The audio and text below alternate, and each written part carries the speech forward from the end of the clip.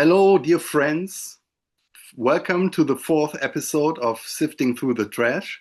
Thrash, hard to pronounce. And as you already know, when we are talking thrash, there's one guy I can't live without, and that's Alex from the US. Welcome. Thank you. Appreciate And it. yeah, we've dug deep this time, and hopefully we found something that uh, you don't already know or don't know that well. And Yeah, I would say let's just get started. Alex, do you want to begin with your first Sure. pick? Yep. Before you start, I always forget that, but please hit like, hit subscribe, and prepare to leave your comments. So, Alex, your turn. Yeah. Yeah. So the first one has a major connection, and then we get more obscure as we get the other two. And I wanted to do a deeper dive this time, and so that's what we're doing. So the first band we're going to talk about is Reverend. And some of you may know, and that's good. And those that don't, there's a metal church connection here. And spoiler alert, there may be a metal church ranking in our future if we can ever get through this big catalog, right? Yes. So just quickly on metal church. So they form in 1980 in Seattle, and in comes David Wayne in 1983 uh, as their vocalist. He's on the early demos, and he's on the first two classic albums, self-titled debut in '84 and um, Dart in '86, right? But he leaves the band in '88. He's kind of bouncing around LA looking for a new project. He briefly gets with Randy Piper, ex guitarist from Wasp. They were going to do something that didn't pan out. And as this is happening, a band named Heretic um, needs a singer. Well, who was the singer for Heretic? Mike Howe. Mike Howe goes to Metal Church, right? So Heretic at this point is Brian Corbin on guitar and Dennis O'Hara on bass. And at the suggestion of John Sutherland from Metal Blade Records, he says, "Get with David Wayne. He's available." So David kind of is not sure he wants to step in. Here where it's like a sports team where they're switching superstars, right? Does he want to go to a band where the vocalist just left and went to his old band? But he decides eventually, okay, let's do this. And his nickname is Reverend. And they decide to change the name from Heretic to Reverend, which I also think was a little bit of a dig to Metal Church because there's that little bit of religious connection of the name, right? In fact, Wayne once said he referred to all of this as a cosmic joke on everyone involved. Um, so, as for Heretic, right, this is a band that forms in '85, and they are thrash and power hybrid, much like Metal Church, and we've discussed that many times.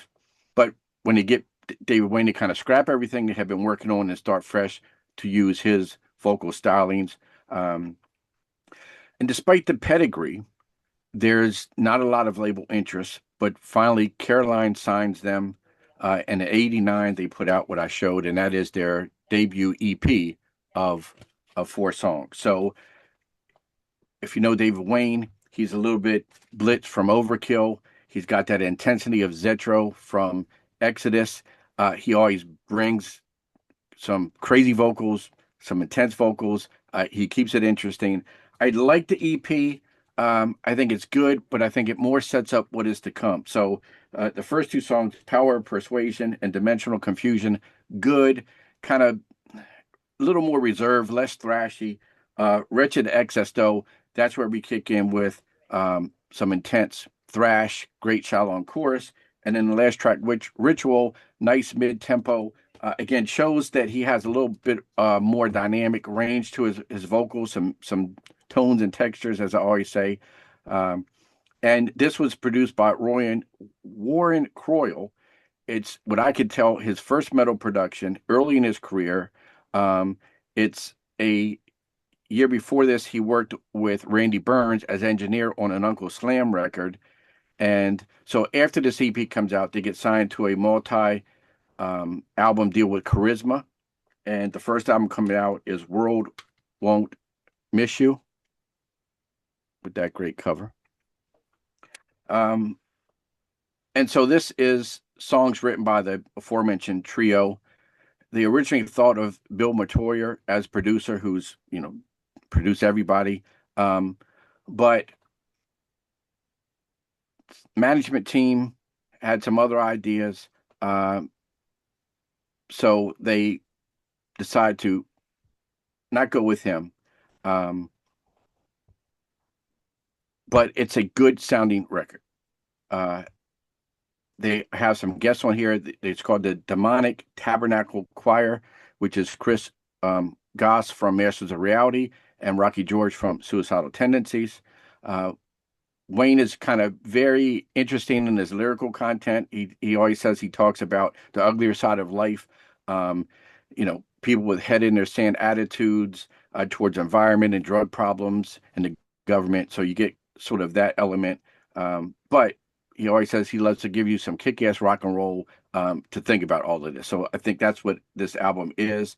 Uh, the album came out. The band had wished they toured a little bit more, but they had their team kind of push them into uh, doing the next album sort of quickly, and that is Play God. So uh, that comes out in 91. But just quickly back on the debut, actually, talk about some of the songs on this. So Remission kicks off the album. This to me sounds like where the Dark left off. That same kind of sound. Scatter Wits, that's a slower paced song. Again, lets his vocal delivery really shine through. Leader of Fools. Now we got a kind of full on power ballad, which he really can pull off. There's some acoustic guitar, but he shows some restraint in his vocals. And so this was reissued, the CD I'm showing on Dive Bomb, and that adds the 4-song EP that I already mentioned. It's still available on their site, but I believe that they kind of say the stock is running low. And so then we get to Play God in 91. So Dennis is now replaced by Angelo Espino on drums, and Rich Basha is replaced by Jason Ian. Jason Ian is Scott Ian's brother. So there's that Anthrax connection. So in comes Michael Rosen to do production. He has a long pedigree of producer and engineer, Death Angel, Testament, Forbidden. So another great sounding record. Now it's just Brian and David writing the songs. They do a cover of CCR Fortunate Son, which is a great ramped up version. They had considered Revolution, and actually Beatles song, actually recorded that, but it never happened, and it got lost. And then Death of Me is another great power ballad. So, and I think I missed on the first album, Hand of Doom. That's important that I mentioned. They do a Sabbath cover because that comes into play with my next pick. But so anyway, two great albums with that thrash and that power metal element. They do a live EP in 92, which kind of fulfills their contract. The band's falling apart, so they move on. Again, also, the Play God album was reissued by Dive Bomb with that live EP. So David Wayne goes to back in the Metal Church from 1998 to 2001. They do one album called Masterpiece in 99. Then in 2001, he reforms Reverend in a new version and does a 4-track EP called Gathering of Demons. And unfortunately, in 2003, he's in a very bad car accident. And in 2005, he passes away from complications of that accident. So Reverend went on to be in other forms. Brian resurrected Heretic in 2011. And actually, just this year, album called Soul Eaters has come out, which are 93 demos that Wayne did after the first two Reverend albums. I've yet to hear that. I don't know what the quality is. I think that it was a very recent release. So anyway, I discovered that as I'm putting this together. So why do I say you should listen to them? Well, they have 531 monthly Spotify listeners. Not much compared to Metal Church, which has 231,000, which is still a low number when you look at the big four, next four, all that. But I think Reverend is one of those bands that unless you really stayed tied to the scene, you missed out on it. But if you're a fan of David Wayne as a vocalist, definitely you should check that out. Yeah, I agree. I remember reading reviews about the first album. I think I didn't know Metal Church back then. I mean, I did know them by name, but I'm not sure if I had heard their music. And it got a good review. And I don't know where, but I got this record for cheap somewhere. I think it was like half price or something, and I brought it home, and I was yeah, I loved it from the Hmm. start. And you know, when you catch something like that, a record for I know half price, and you bring it home, and it's a real kick-ass thing. It feels like this treasure to you, right? So Yeah. loved it, and yeah, bought Play God later on as well. But I haven't listened to both of these albums in ages, and I think I should do that. I always loved David Wayne. I think he was great in Metal Church. The first Metal Church album is an all-time favorite. And there are some cool tracks on the first one that you didn't mention. I think there's one song called Rude Awakening. I'll always love that one. Oh yeah, yeah, yep. Hmm. Yeah. Yeah, really kick-ass album, and totally agree. You should check that out. And what 500 listeners? That's a tragedy. Yeah. And I thought my next band would be the lowest I could pick, but they have thrice as many listeners. So they have 1,600 monthly listeners. Hmm. And the band I'm going to talk about is called Indestroy, and they're from Maryland. Um, Started playing metal in the early 80s under the name Fatal Sin. And then in 86, they formed Indestroy, named after maybe the most famous band from Maryland. I'm not that involved with the scene over there, but the Obsessed come from Maryland. And Obsessed started in the 70s under a different name. They were around for a long time before they released their debut in 1990. And on their second single, they had a song called Indestroy.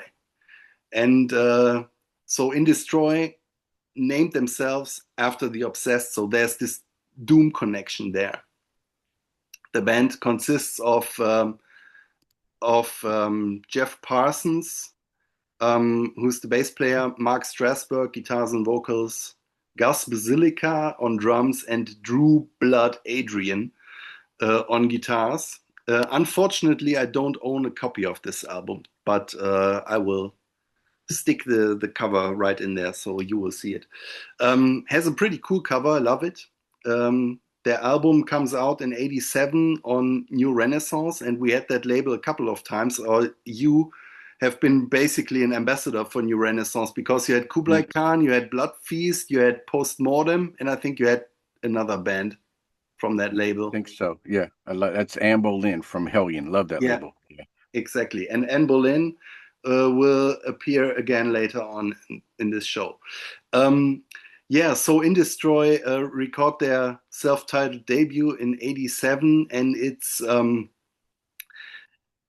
when you go to Metal Archives, you will find a handful of reviews, and two are very positive, and two are very negative, and bashing the record for its cheap sound.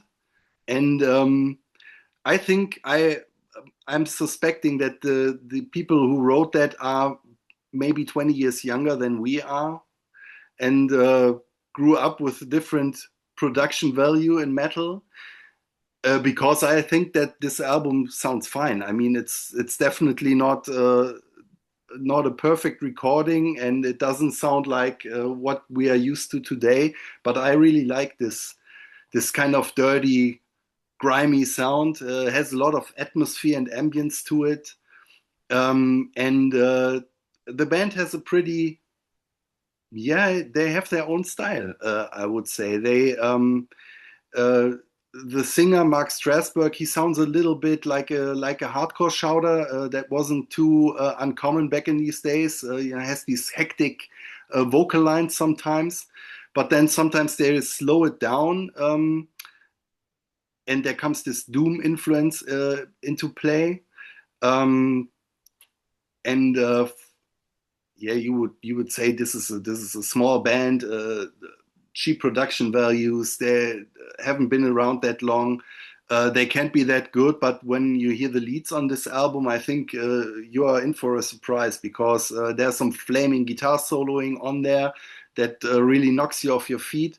Um, the songs are, or the lyrics are all over the place. Um, the song that has the most plays on Spotify is called USSA, which is this kind of political thrash song, equating USA to the USSR with police violence and stuff like that.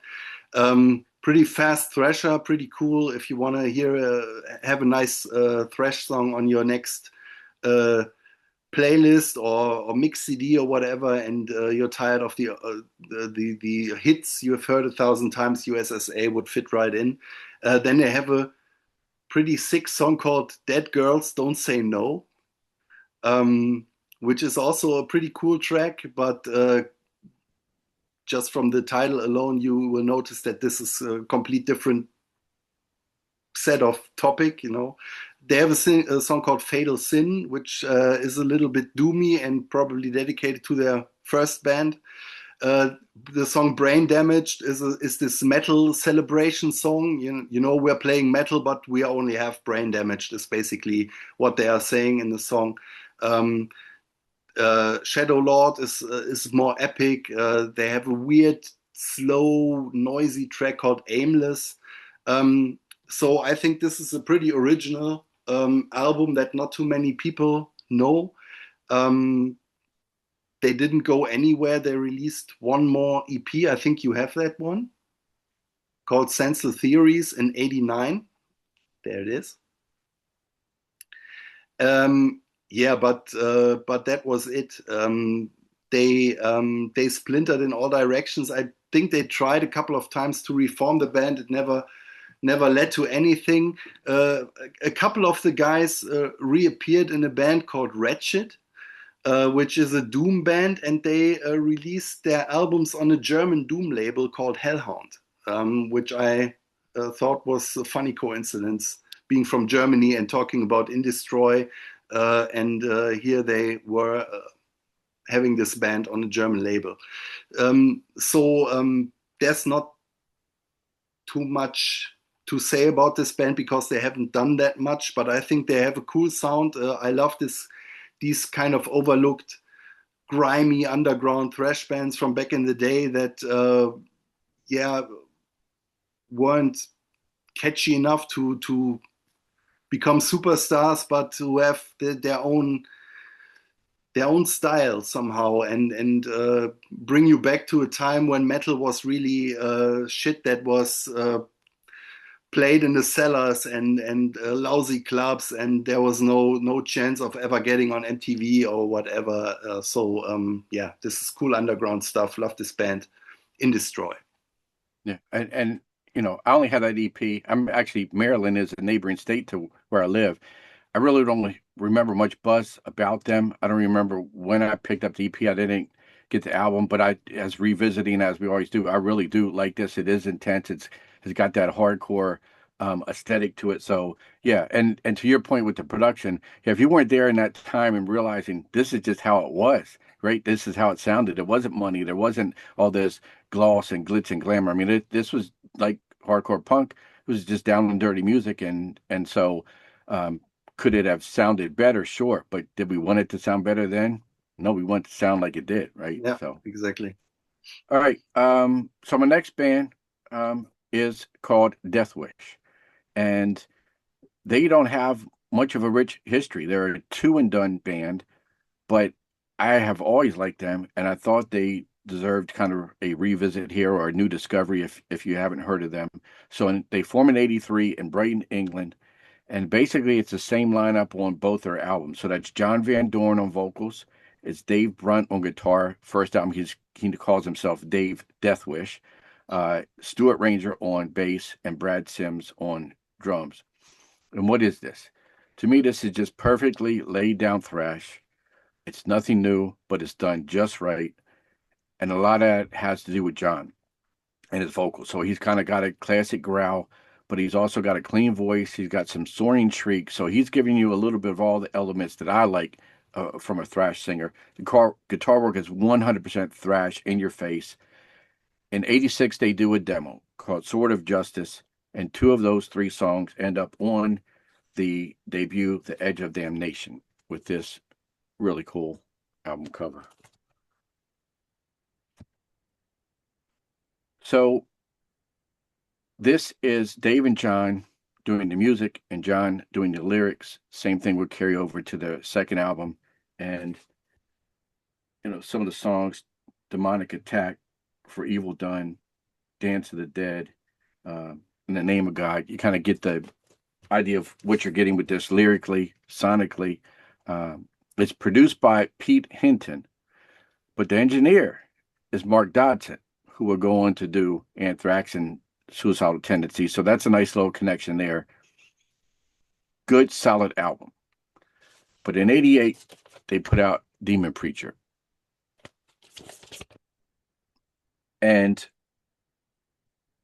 this improves upon the debut in every way. This reminds me a lot of the US Big Four and how they went from debut to second album, with the exception of the cover, because, it's hard to beat that. I love the kind of mascot that they have, but that's kind of a not as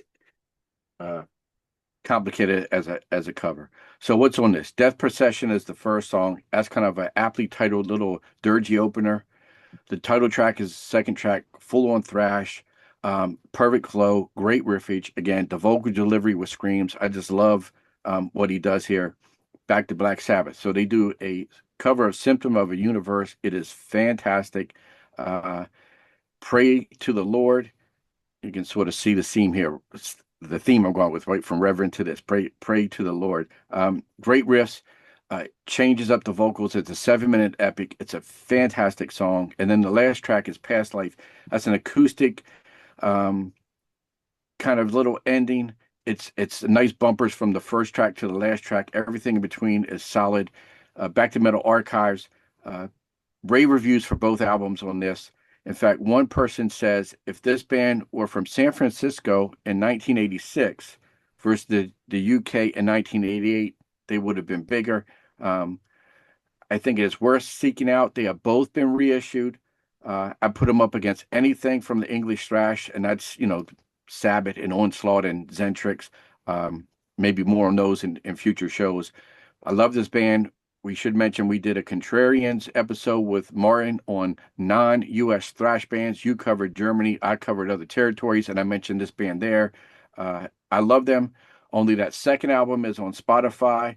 And again, low numbers. Monthly users as of filming, 773. They deserve way more than that. If you are into 80s thrash, this band is fantastic. I remember that I saw the cover of the second one a couple of times. I think it was printed on some inner sleeve, when the bands back in the day had these, or the labels were kind of advertising their catalog, and put these put their records on the inner sleeves, and I think I saw it there somewhere. But like it was back in those days, you couldn't just go on the internet and read reviews about them. So I had no idea what sound they were even playing. Never saw that record somewhere in the store, and yeah, just found them a couple of months ago. Yeah, because and remembered them. So yeah, would have loved to be able to pick them up back then. But aren't they on Music for Nations or something like that? This was when the second one was on GWR Records, Okay, and Metalworks is the first one. okay. Yeah. Yeah, I love the logo as well. Oh yeah, yeah. That's again they had it kind of all mascot, a logo, good sound, good songs, but it's one of those things where I always say wrong place, wrong time, right? UK Yeah. in '88 versus US in '86. That actually 2 years makes a big difference on the whole scene. Yeah, and UK bands always had troubles in those days because their own press was always pushing them so hard. So it was kind of a. I remember in my German magazine, it was kind of a running joke or running gag because. Uh, every band that was coming from the UK was the greatest band in the view of Kerrang and stuff, but then they only got lukewarm reviews here in Germany. That was the case for most of these bands. And when you don't have the opportunity to listen to everything, you kind of adopt those views, and yeah, you just think that this is the way to see it, right? So yeah, but for a country that has kind of invented metal, the 80s were, or the late 80s were not a good time for them. Mhm. It just, yeah, you had this like earache found when death metal started. There were some English bands that were pretty successful and influential again, but thrash, they never Yeah. did much outside of the UK. Those bands. Yeah, and same. We've talked about this on other shows with Martin. Same with glam metal at that time. There were Yeah, Tiger Tails and Rat Child and all this, and they really, London Choir Boys. Nobody really made a big splash over here, as far as that goes either. yeah, yeah, right. Okay, so my next band is a little bit more well known than Indestroy or the bands you mentioned, but still they are creeping around at about 3,500 monthly listeners, and the band is called Deténte. And you might not know them, but yeah, I think they're pretty influential and original, and definitely deserve your attention. So the lineup is pretty interesting. The band is formed in the early 80s in Los Angeles, and it consists of bass player Steve Hochheiser, uh, drummer Dennis Butler, guitar players Caleb Quinn and Ross Robinson, who will become very famous in a whole different capacity. Basically, the go-to new metal producer in the mid to late 90s. And they find a female singer called Dawn Crosby, and she's like the main selling point of this album, I would say. So back in those days, there were a couple female thrash metal shouters. We already talked about Snow White in an earlier episode. We had Anne Boleyn. We had Sentinel Beast, also from, I think, from San Francisco, if I remember right.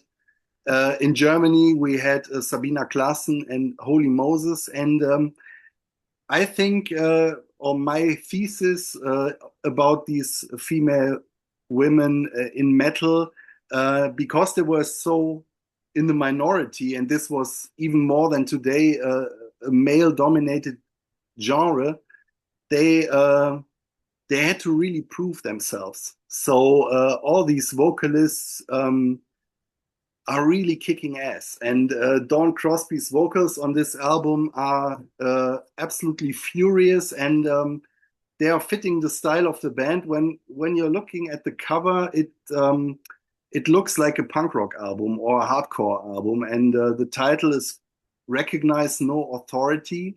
So it's a whole different vibe than your usual thrash metal album from around those days. So it comes out in '86. They were on Metal Massacre 6, I think, shortly before that. Um, Seven. 7, okay. So yeah, they had some buzz in the underground, and then released this album, and this is an absolute kick-ass album. I think it's, you hear this punk and hardcore influence.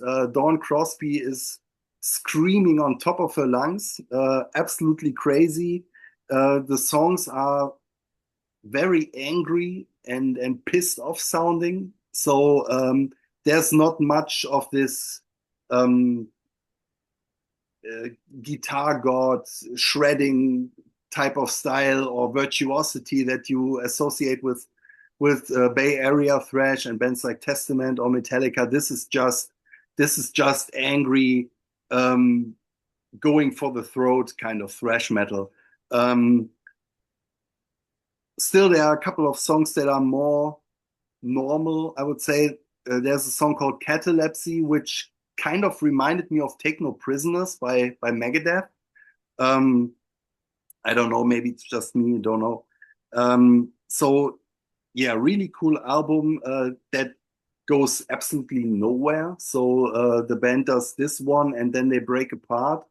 Dawn Crosby later founds a band called Fear of God, who released two albums in 91 and 94. And she dies aged 33 from liver failure after years of substance abuse. So pretty tragic history. Deténte tried to um, keep it going. They reform for festivals, and one of the singers that joins the band is Anne Boleyn in 2008. So she's coming from Helion, who is another band with a female vocalist that was had some buzz, but then just fizzled out and never did anything. She formed New Renaissance Records because from her own experience, she realized how hard it was to get your foot in the door with the label. So she wanted to do it better with underground bands. Um, yeah, another funny thing. Do you know who produced this album, Alex? No.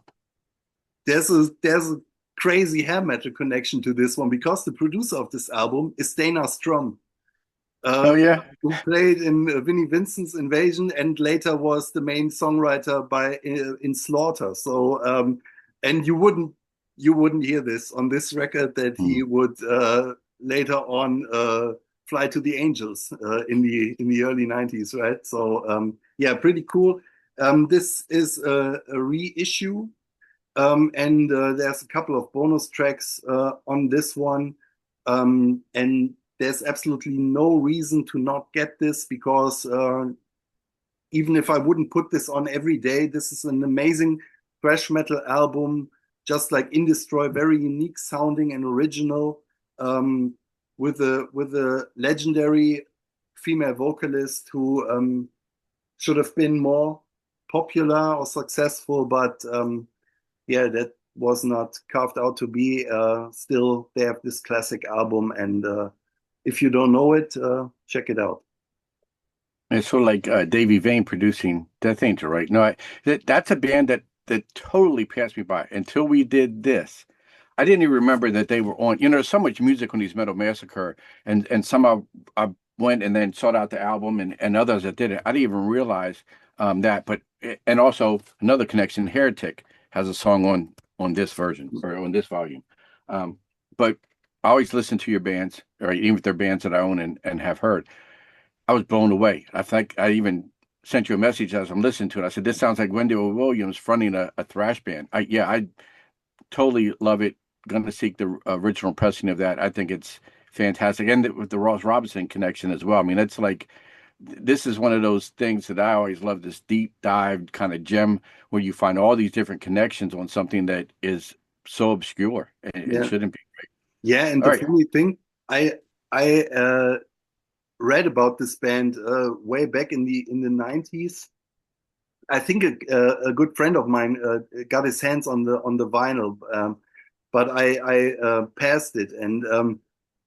And back in those days, you didn't even Ross Robinson was a nobody. You didn't know him because that was just No. starting with Korn and stuff like that. That he became a known quantity. So I didn't even know that he was a musician before and one with who had put out a record. So Yeah. that's yeah. All right. So speaking of obscure, that's how we're going to end it for me. And that is a band called Taramis, Taramis. Uh, Now, this band, I will say, is more power and prog than thrash, but the thrash elements are there. And then we talk so much about, your Blood Feast and your Postmortems, that it's in your face, intense music. So I wanted to switch it up a little bit with this. And maybe if you're not a hardcore thrash fan, this is one you would seek out. But there are many connections to thrash. And again, thrash elements there. So it's not like it is absent. So at the very least, they're thrash adjacent, but I think even probably more than that. Uh, Going back to Metal Archives, which is a resource that we use and it's fantastic. And they always list descriptors of what the music is. And they do have this down as heavy metal, power metal, and thrash metal, right? a lot of people name check bands like Sirthungle and Watchtower in the more kind of progressive elements, and also some of the vocals, which I get to. So this band is from Australia, right? The hotbed of thrash metal in the 1980s, right? As we know from our non-US Contrarian show, not so much. So they form in 81 as Prowler, and they take their name from the opening song on the first Iron Maiden album. And they're very much into that whole new wave of British heavy metal scene. And vocalist Shane Sotheby actually joins the group after their uh, singer failed to show up for rehearsal. And they kind of formed this cover band, a new wave of British heavy metal. And once Shane hears Bruce Dickinson, he says, that's how, I want to be. I want to sing like him. Now, I will say maybe some style choices are there, but tone is totally different. To me, and I've seen others say this sounds like Messiah Marcolin from Candlemass fronting a thrash and prog band. So in 84, they do a demo called Blood and Honor, and then they replace the drummer. They add a drummer from Nothing Sacred, uh, Dave Brown. And Dave Brown is in this band, Nothing Sacred, which is a speed and thrash metal band. So now you get that element brought in. But he only joins the band saying, if you change your name. And so they decided to call themselves Taramis, and that is based on the Ron E. Howard Conan universe character. They love fantasy, and that transfer into their aesthetic for sure. And in 86, they were going to have a break. They were going to do the opening slot on Australian tour of Metallica, and Cliff Burton is in a bus accident, and that whole tour gets scrapped. So in 87, they put out Queen of Thieves, their debut. And that is really showing them out of order. I should show this. That was the original cover in black and white. And that is on Metal for Melbourne. And that is actually, it was a record store that heavily promoted heavy metal music. It was also a label, and they also promoted concerts in and around Melbourne. So this is just the second album on that for that label to put out.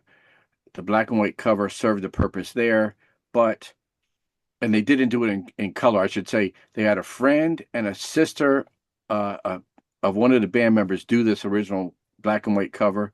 And it was back then cheaper to do a black and white cover than a color cover, which sounds crazy in this day and age of AI and everything, but there was a level of cost there. So that's how they released it then. But in 88, Metal Blade Records picks it up and they say, no, no, no, we don't want that. We want a better cover. So there's what you're going to get. And they actually bring in John Z. Lesnick, who did Liege Lord, Viking, which we've talked about, Lizzie Borden. So he's done some other covers. And this is one of the first Australian releases to receive international distribution. I think this is a great album. It starts with Lord of the Black Fields, a short little intro based on Beethoven's, and this is German. I'm going to try my German here. Für Elisa. Does that sound is that good enough? That's okay. Okay. All right. We will it's I don't know. It's brutally hot here and my brain is not really working. But we will work on your umlauts, right? So okay. All right. Yes. Yes, I do need that. I need to work on my English. So, German's another thing. So then that song though goes into a thrash gallop. And the vocals hit you. Second track doesn't seem a frantic pace to start, ripping guitar, and again these crazy vocals. And if you know Messiah from Candlemass, you get the picture. But fast-paced guitar, it gets slow and doomy at parts. Then we go to the Chosen. Now this is absolutely a mix of thrash and new wave of British heavy metal. You hear that? There's a nice interlude in the middle. He takes the voice down a notch, and then it gets kind of a dramatic delivery, and then picks up at the end. Without a Warning starts with a crazy wailing from him, and then it gets to be almost a power ballad. There's a track called Wolves, which is another blend of power and thrash, and then My Life is another power ballad. So again, you're getting this quite a different mix of all these different sounds and styles. They toured Australia with Mortal Sin, and if you know Mortal Sin, again, probably the biggest, most popular thrash band from Australia, one of the earliest as well. And then in 91, they put out Stretch of the Imagination. And there's that cover, which again looks like a prog album. Does not look like a thrash album. Also on Metal for Melbourne in Australia and on Rising Sun Productions in Germany. They had a new guitarist, George Laren. And Shane says that he was influenced more by thrashy style of guitar playing. So again, here's the thrash element.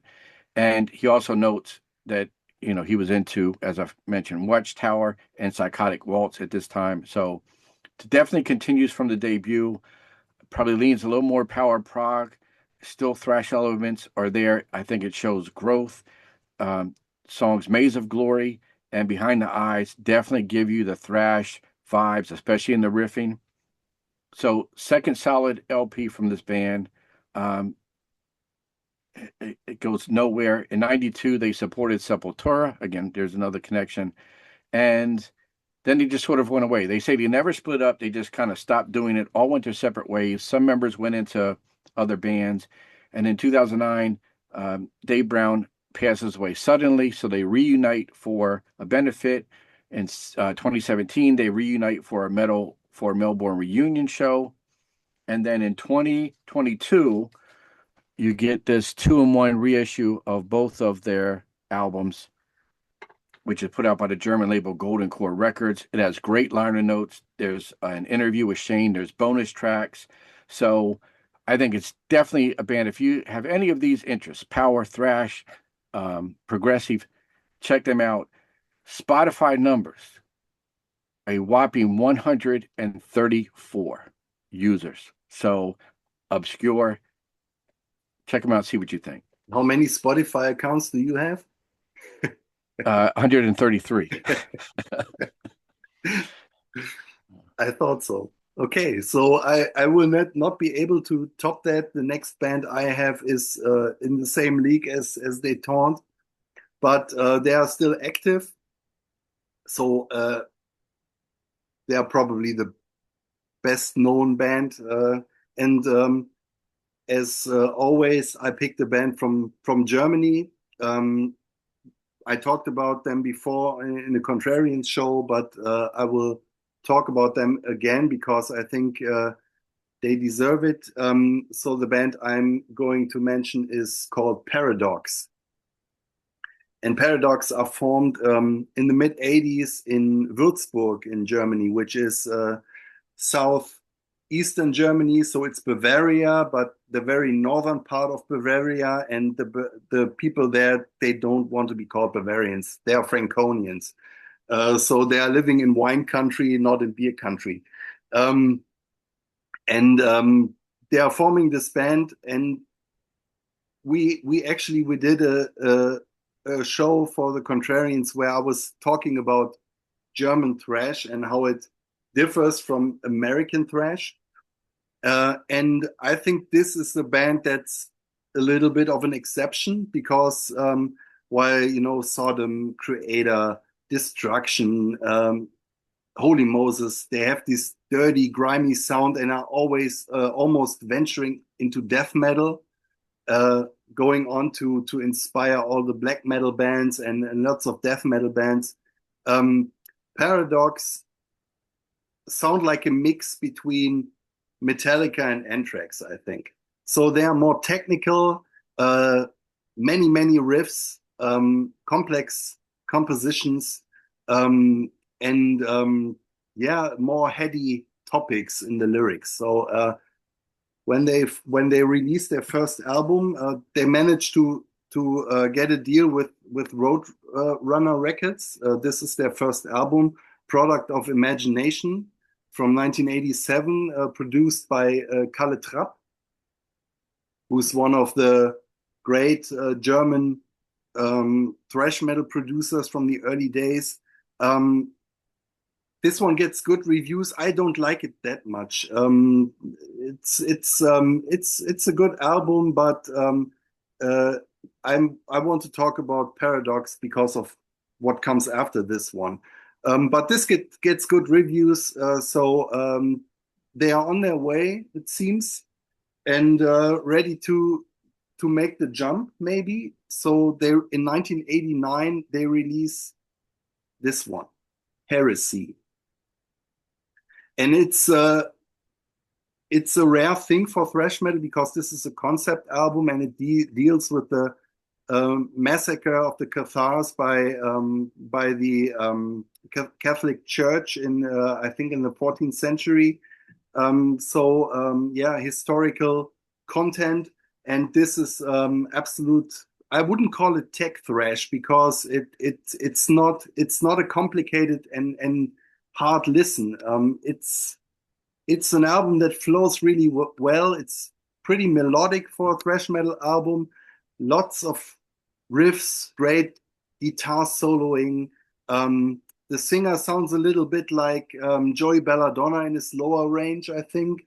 It's the leader of the band called Charlie Steinhauer, who is also the only remaining member to this day.